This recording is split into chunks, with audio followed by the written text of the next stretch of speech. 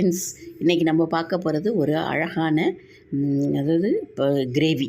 என்ன கிரேவி அப்படின்னு கேட்டிங்கன்னா, காளான் கிரேவி. அதை எப்படி செய்கிறதுன்னு தான் இந்த பதிவில் பார்க்க போகிறோம். அதில் வந்து நல்ல ஒரு இரும்பு கடாய், அதில் நல்ல எண்ணெயை ஊற்றிட்டு அதில் தேவையான அதுக்கு மசாலா, அதாவது பட்டை, கிராம்பு, ஏலக்காய் எல்லாத்தையுமே சும்மா ரொம்ப நாங்கள் மசாலாலாம் ரொம்ப சேர்க்காதனால ஒரு 2 பீஸ் ஏலக்காய், 2 பட்டை, ஒரு 3 கிராம்பு, ஒரு கொஞ்சோண்டு பிரிஞ்சி இலை, கொஞ்சம் சோம்பு இதெல்லாம் போட்டு நல்லா தாளிச்சிடும். சில பேருக்கு இந்த அதாவது மசாலா ரொம்ப பிடிக்கும், அதனால் கொஞ்சம் நிறைய போடுவாங்க. கொஞ்சம் அளவுக்கு நாங்கள் லிமிட்டாக தான் போடுறது. அதில் கொஞ்சம் கருவேப்பிலை, இதெல்லாம் இந்த மசாலாலாம் நல்லா பொரிஞ்சு வந்ததுக்கப்புறம் அதில் கொஞ்சம் கருவேப்பிலை போட்டுட்டு, இப்போ அந்த இது நல்லா செவந்து வந்துருச்சு. இப்போ நறுக்கி வச்சுருக்க வெங்காயத்தை போட்டு நல்லா வதக்கணுங்க. வெங்காயத்தை ஒரு பெரிய வெங்காயம் தான், ஒரே ஒரு வெங்காயம் தான், கொஞ்சம் தான் கிரேவி. அதனால் காளான் எப்போதுமே சுருங்கிடும் பார்த்திங்களா, நிறையெல்லாம் தேவையில்லை. அதனால் ஒரே ஒரு காளான் தான். அதில் அந்த வெங்காயத்தை போட்டு நல்லா கலர் மாறுற வரைக்கும் நல்லா வதக்கினதுக்கப்புறம் அதுக்கு தேவையான தக்காளிங்கிறது 2 தக்காளி. ஏன்னா கிரேவியாக தான் வைக்கிறோம்.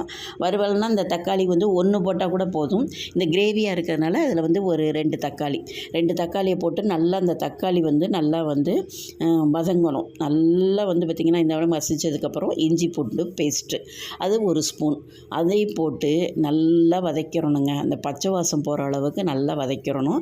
அதுக்கப்புறம் மிளகாத்தூள், மஞ்சத்தூள், மல்லித்தூள், கரம் மசாலா இதெல்லாம் போட்டு நல்லா வதக்கிடணும். மிளகாத்தூள், மல்லித்தூள் எல்லாமே, அதாவது ஒரு இதுக்கு தேவையான காரம் எப்படி வேணாலும் போட்டுக்கலாம்.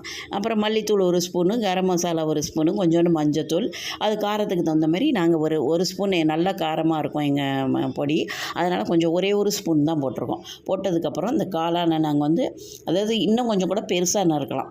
இதில் ரொம்ப பொடியாக நறுக்கிட்டாங்க. அதில் பார்த்திங்கன்னா, ஏன்னா இது நல்லா வதங்கையில் நல்லா சுருங்கிடும். இன்னும் கொஞ்சம் அதாவது இன்னும் கொஞ்சம் பெருசாக போட்டோம்னா எடுத்து சாப்பிட்றதுக்கு கொஞ்சம் நல்லாயிருக்கும். இது ரொம்ப பொடியாக நடக்கிறதுனால நல்லா, அதாவது அதுக்கு தண்ணியெல்லாம் தேவையில்லைங்க. ஏன்னா காளான் தண்ணி விடும்.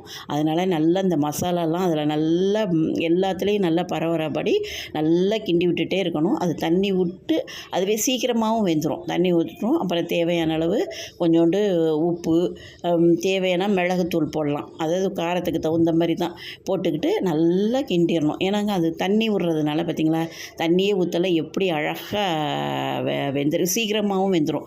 ரொம்ப நேரம் வேகணும் அப்படிங்கிற இதில் லிமிட்டே ஒரு 5 to 7 நிமிஷம் தான். அதுக்குள்ளேயுமே நல்லா வெந்துடும் காளான். அவ்வளோ நல்லாயிருக்கும். அதுக்கு அந்த நல்லா கிண்டிட்டு அதில் நாங்கள் இதில் கிரேவியில் கொஞ்சோண்டு கஸ்தூரி மேத்தி தூவி அதை இறக்கணும். கொஞ்சம் வாசமாக நல்லாயிருக்கும். இந்த பன்னீருக்கு இது சூப்பராகவே இருக்கும். நீங்களும் ட்ரை பண்ணி பாருங்கள். ரொம்ப அழகாக இருந்துச்சு. மறக்காமல் எங்களுடைய சேனலை சப்ஸ்கிரைப் பண்ணுங்கள். நன்றி.